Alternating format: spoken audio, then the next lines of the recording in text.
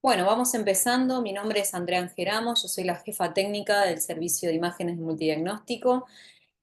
Hoy estamos con el técnico radiólogo Fabián Roldán, que nos va a dar una clase o una charla de cuello y parótida.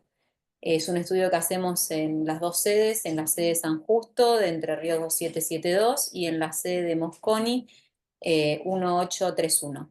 Bueno, Fabi, cuando quieras, podés empezar. Bueno, buen día a todos. Primeramente quiero agradecerle a cada uno de ustedes por estar presente en la reunión, por poderse conectar.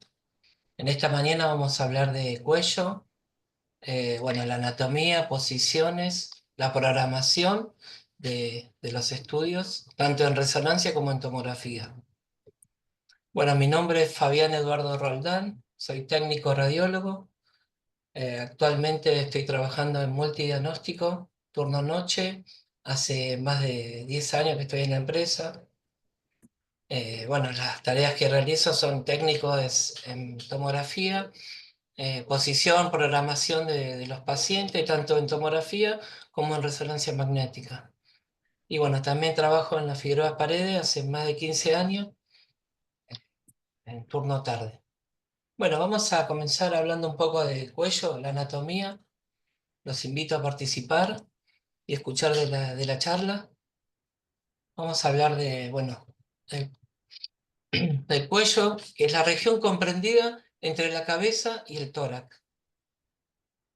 Los límites del cuello: tenemos el límite superior, el borde inferior horizontal de la mandíbula, el borde posterior de la rama ascendente de la mandíbula, y bueno, va a llegar la línea horizontal de la articulación temporomandibular. Eso sería el límite superior. Y los límites inferiores del cuello sería el borde superior del manubrio esternal, la cara superior de ambas clavículas y la línea horizontal de la articulación acromioclavicular. Bueno, en la anatomía del cuello está conformado por los siguientes huesos, como se ve en la imagen: las vértebras cervicales, el hueso hioides, el manubrio esternal y ambas clavículas. Los músculos del cuello, bueno, es esencial, ¿no? Y nos aseguran el movimiento de la cabeza y la columna cervical. Eh, los músculos que se encuentran en el cuello son los posteriores, laterales, anteriores, que son los dorsales, extensores de la nuca. Los músculos laterales, que tenemos los rotadores y flexores laterales. Y los músculos anteriores, que son los ventrales, prevertebrales, flexores y hioideos. Los músculos, bueno, en la región tenemos los superficiales y músculos profundos. Los músculos superficiales son el cutáneo del cuello, el músculo esternocleidomastoideo, y los profundos tenemos el escaleno anterior, el escaleno posterior, escaleno medio, intratransverso y recto lateral de la cabeza. Bueno, como vemos en la imagen, los músculos que estuvimos nombrando: el músculo esternocleidomastoideo, el más conocido, bueno, el digástrico, los escalenos, la anterior, medio y posterior. Los órganos, bueno, internos del cuello, vamos a distinguir en un corte axial, vamos a distinguir la médula espinal, la columna vertebral, los músculos del cuello, las arterias, venas del cuello y los ganglios linfáticos. También nos encontramos con la faringe, laringe, la tráquea y las glándulas tiroides. Bueno, acá vemos en la imagen el paquete báculo nervioso del cuello, que son las arterias carótidas comunes. Tenemos la interna, la externa, las venas yugulares externa e interna, el nervio vago y el nervio laríngeo recurrente. Estos más o menos son los que son más comunes, más importantes, digamos, del paquete báculo nervioso del cuello. Vamos a hablar un poco de las glándulas tiroides. La glándula tiroides es una glándula impar y media que tiene dos lóbulos: un lóbulo derecho, un lóbulo izquierdo, y está unido por un istmo. Bueno, es una coloración rosa, mide 6 a 7 centímetros de ancho y de alto más o menos 3 centímetros. Pesa aproximadamente unos 20 o 30 gramos. Dependiendo, bueno, de la edad y el sexo de cada paciente, como vemos ubicada, se encuentra en el centro del cuello, debajo del cartílago. Bueno, y las glándulas paratiroideas, no sé si llegan a ver las imágenes, son cuatro pequeños cuerpos ovales que están localizados y se encuentran en la parte posterior de las glándulas tiroideas. Miden 2 o 3 milímetros, son muy chiquitos y son de coloración rosa. Bueno, vamos a pasar a la amnesis. ¿Cuáles son los principales signos y síntomas? Porque un paciente, bueno, consulta, son por dolor, disnea, ronquera, disfagia, síntomas de órganos extracervicales y abultamiento. Y el médico, la amnesis, bueno, va a tener en cuenta la infección cuando un paciente tiene cuello corto, engrosado, edemas o adiposis, o tiene alguna tumoración tiroidea submentoniana, submaxiliar de la región del esternocleidomastoideo. Vamos a pasar a la posición y programación del paciente en tomografía computada. Este es un tomógrafo Neusoft de 16 pistas que, bueno, que tenemos en la sede de Entre Ríos, 2772. Como vemos al lado, tenemos una bomba en caso de que se necesite con contraste el estudio, ¿no? Bueno, ¿qué es una tomografía de cuello?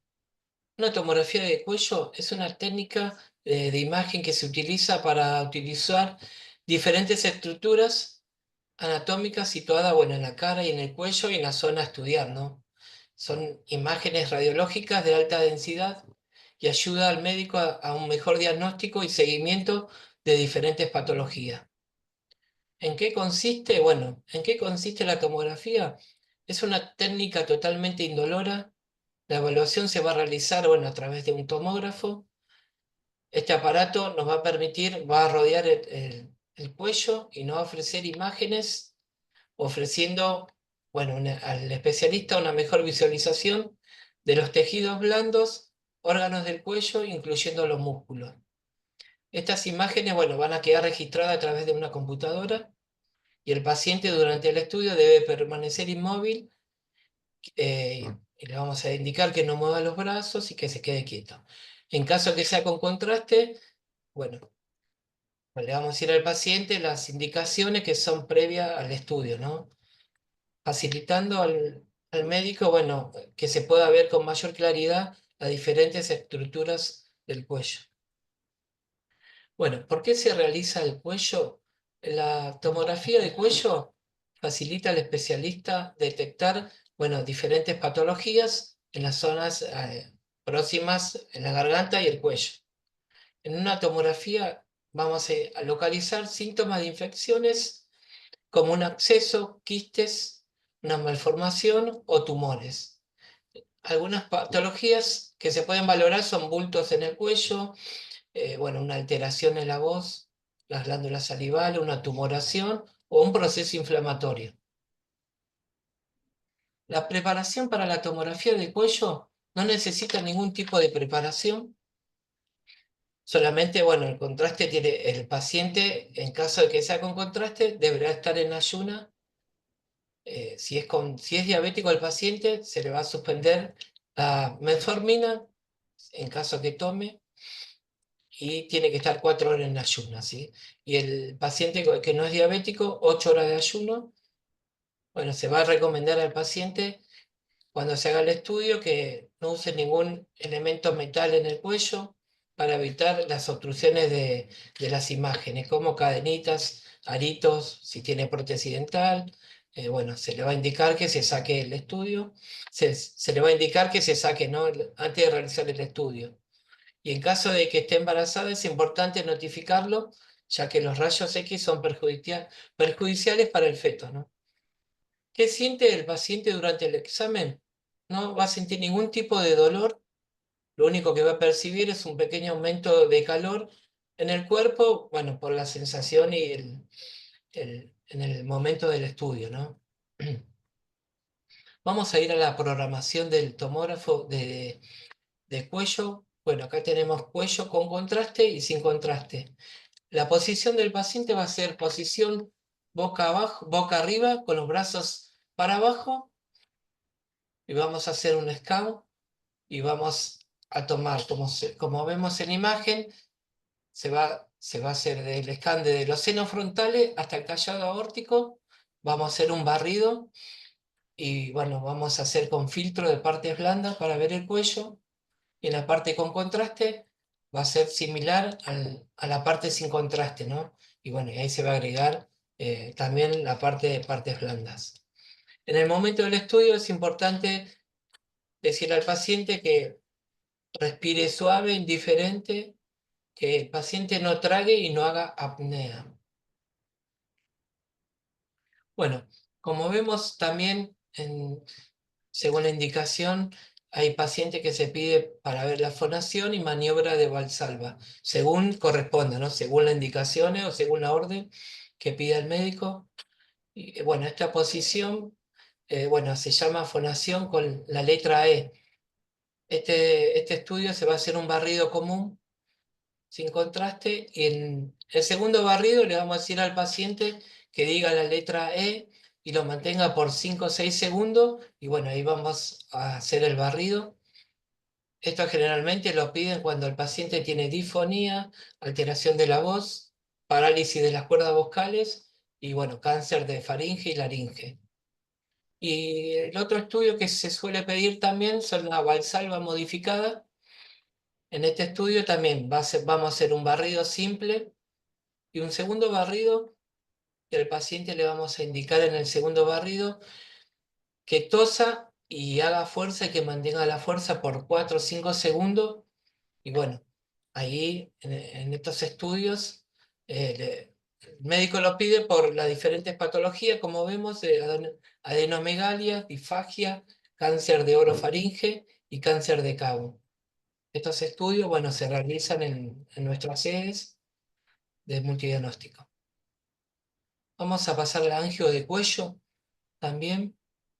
Es un estudio no invasivo que ayuda a los médicos a diagnosticar y a tratar enfermedades. Se va a realizar con un tomógrafo helicoidal y es necesario los medios de contraste. Las indicaciones va a ser evaluar las patologías vasculares, estenosis, patologías inflamatorias y los tumores. La preparación para el estudio va a ser, bueno, un ayuno. Si fuera, las angiotomografías son con contraste endovenoso y va a tener el paciente normal de 8 horas de ayuno, y si es diabético, 4 horas de ayuno, y bueno, se le vamos a suspender la metformina. Bueno, también en el interrogatorio va las informaciones con antecedentes alérgicos, una valoración previa de función renal y un consentimiento informado del paciente o el representante, ¿no? Esta es la planilla de bioseguridad que tenemos en nuestra sede. Y bueno, acá antes de cada estudio, el técnico mira la planilla y que esté todo en condiciones para que se pueda realizar el estudio. Y este es el consentimiento informado, que sí o sí tiene que estar informado. Sin esto, bueno, no se puede realizar el estudio, ¿no? Con la firma y aclaración y fecha de cada paciente, ¿no? Los fundamentos: el paciente va a estar en decúbito supino, boca arriba, con la cabeza hacia el gantry, hiperextendido, y el cuello sin ninguna rotación. Lo vamos a centrar de un nivel axial en el hueso hioides, la línea sagital, lo vamos a planificar en la línea media del cuello y la línea coronal en la estructura adyacente del cuello. El cuello, bueno, vamos a utilizar ROI para hacer el estudio. La función es optimizar el contraste y obtener la fase necesaria para la exploración. Esto va a depender que se localice bien el ROI en el sitio parte indicada para el equipo, para que pueda medir la escala de Holmfeld, indicando cuándo manda el estudio. Bueno, acá vemos cómo se ve el estudio con contraste, y esto es la reconstrucción en 3D. Ahora vamos a ir a la programación y posición del paciente en resonancia magnética. Este es un resonador Philips 0,23 Tesla, resonador de campo abierto. Bueno, este tenemos en nuestra sede de Entre Ríos, multidiagnóstico 2772.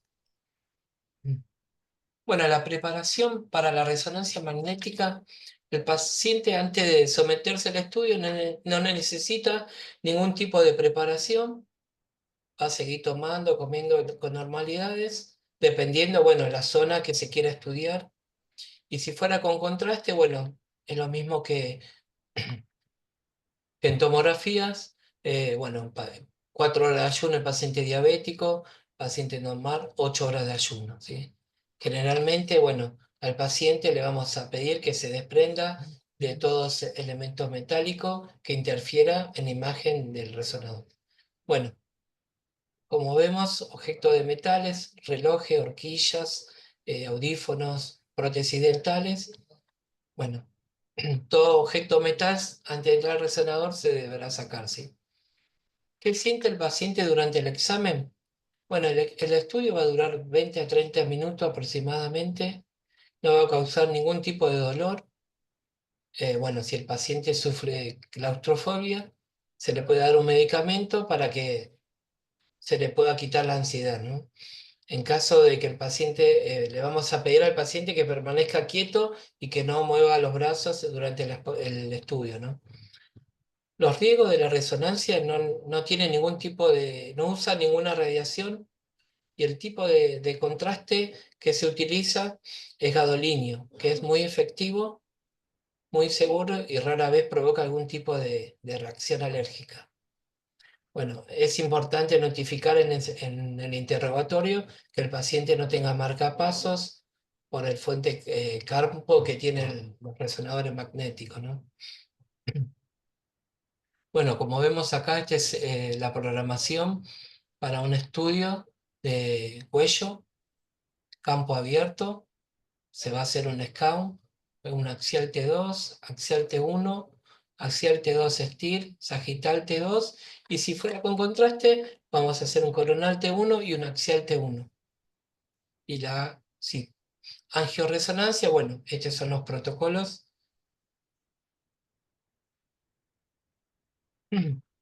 Cuello, bueno, vamos a la posición en resonancia. El paciente tiene que estar de cúbito supino. Vamos a centrar a nivel de la tráquea. El paciente no puede mover los brazos durante el estudio. Y bueno, vamos a hacer un localizador, un scan, como vimos anteriormente, para tener una mejor planificación de los estudios. Bueno, el desarrollo de la secuencia en un corte axial, como vemos en la imagen, el localizador sagital, vamos a programar el axial de un localizador sagital y un coronal. Vamos a colocar el paquete en un plano perpendicular al cuello y en un plano coronal vamos a corregir para que nos quede un buen plano coronal, un plano axial, perdón. Este es un plano coronal, como vemos, lo vamos a planificar de un plano sagital y un axial perpendicular al cuello, un plano sagital que lo vamos a programar de un plano axial y un plano coronal, ¿sí? Perpendicular a la línea media, bueno, del cuello. Como vemos en la imagen, y vamos a tener los planos de resonancia.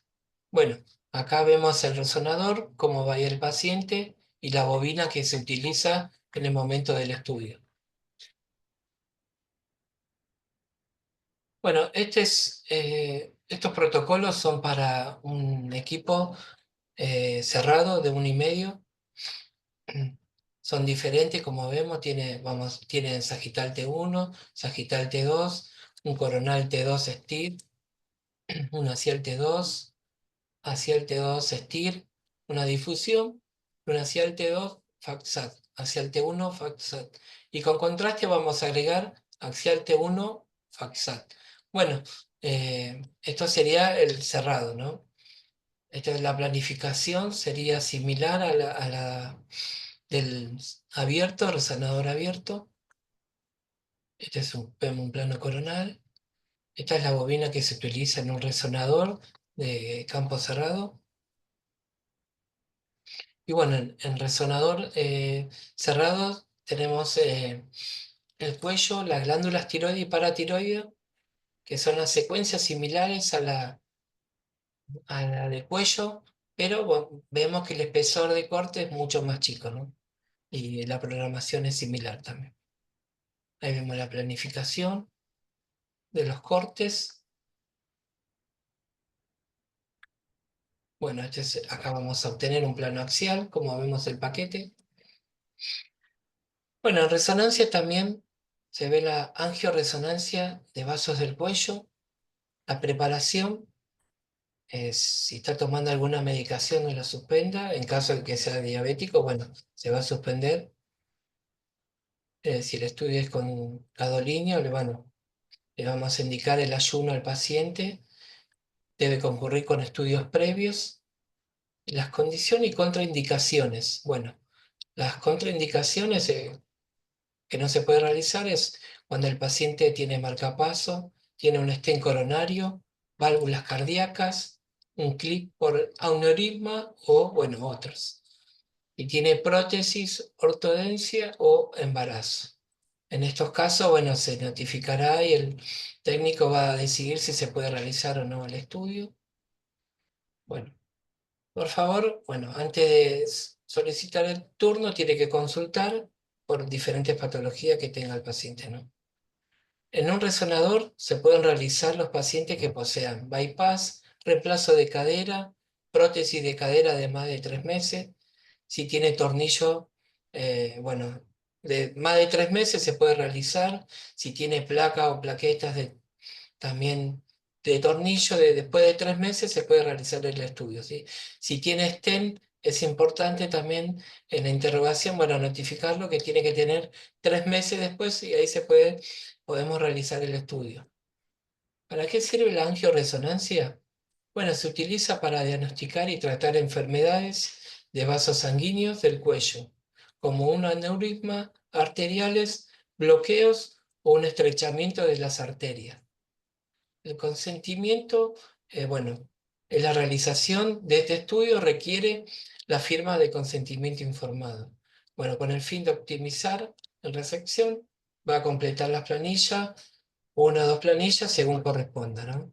Estas son las planillas de bioseguridad de multidiagnóstico, indicando, bueno, eh, nombre, apellido y bueno, y acá como un pequeño resumen de cada paciente antes de realizar el estudio. Cada técnico debería corroborar que esté todo en condiciones para continuar, ¿no? Y bueno, este es el consentimiento informado de que cuando le inyectaba el gadolinio, que también es importante, sin este documento no se puede realizar el estudio, ¿no? Bueno, acá vemos la secuencia de angioresonancia.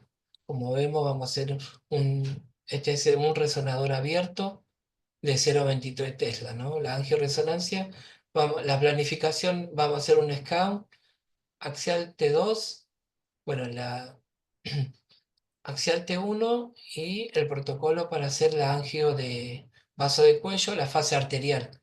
En la angioresonancia tenemos la fase de cuello, fase arterial y fase venosa. Bueno, nosotros le hacemos generalmente la fase arterial según indicaciones. Si el médico nos pide fase venosa, también le agregaríamos otra secuencia.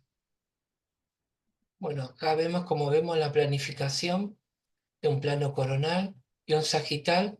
Vamos a obtener para hacer la planificación del angio de cuello, la fase arterial, y así la reconstrucción se vería más o menos de esta manera. Vamos a hablar un poco de las patologías de cuello. Bueno, como vemos, la más común son las tortícolis, es una sobretensión de los músculos del cuello, en el cual el cuello se ve impedido de girar hacia los lados. Como vemos en la imagen, bueno, es una inflamación del músculo esternocleidomastoideo. Los tumores del cuello, bueno, como se ven acá en la imagen, son protuberancias, masas, bulto o aumento de tamaño en la región del cuello, los cuales son más comunes en un 73% en la región anterolateral del cuello. Bueno, el quiste dermoide se localiza en la línea media, generalmente debajo del mentón. La tortícolis congénita es un, bueno, como recién estuvimos hablando, es un tumor firme, doloroso, localizado en el músculo esternocleidomastoideo y el 80% se va solo. Bueno, acá vemos la hemangioma, que son tumoraciones azuladas, blandas que aumentan con el llanto. El tratamiento, bueno, es una observación, inyección de corticoide. Aparecen en la cara, ojeras, cuero cabelludo. Son más frecuentes en el sexo femenino. En el 80% aparece a los 5 años de vida. Bueno, vemos los lipomas, que son la tumoración de los tejidos subcutáneos, como se ve en la imagen, el absceso y lesiones primitivas ganglionares también, que son muy recurrentes.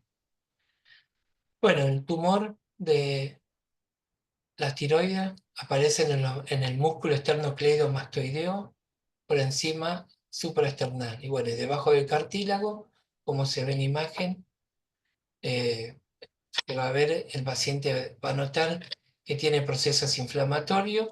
Si es benigno, va a tener bocio nodular y difuso, y maligno, en un 60% va a ser sea papilar y folicular.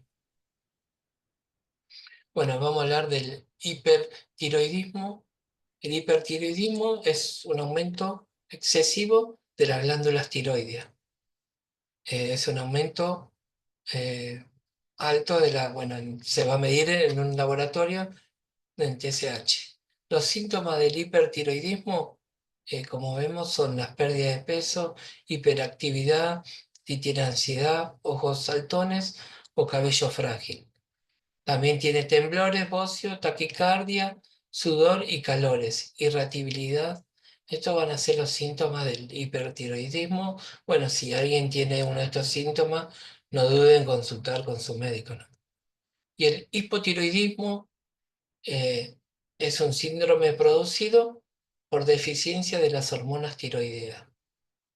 Como vemos, los síntomas del hipotiroidismo, bueno, el paciente va a sentir cansancio, frío intenso, una piel seca, reglas abundantes, infertilidad, estreñimiento, apatía, aumento de peso y caída de cabello, uñas quebradizas y edemas. Estos son más o menos los síntomas que tiene un paciente eh, cuando tiene hipotiroidismo. Bueno, hasta acá la charla. Espero que le haya gustado. Agradezco a todos por su tiempo y bueno, le mando un saludo a todos. Bueno, muchas gracias Fabi, gracias a todos los que se conectaron. Los esperamos el 5 de febrero, que es la próxima charla, y a los que no tuvieron la posibilidad de verlas desde un principio, están subidas a la página web de Multidiagnóstico y a YouTube. Así que bueno, muchas gracias por todo, nos vemos la próxima.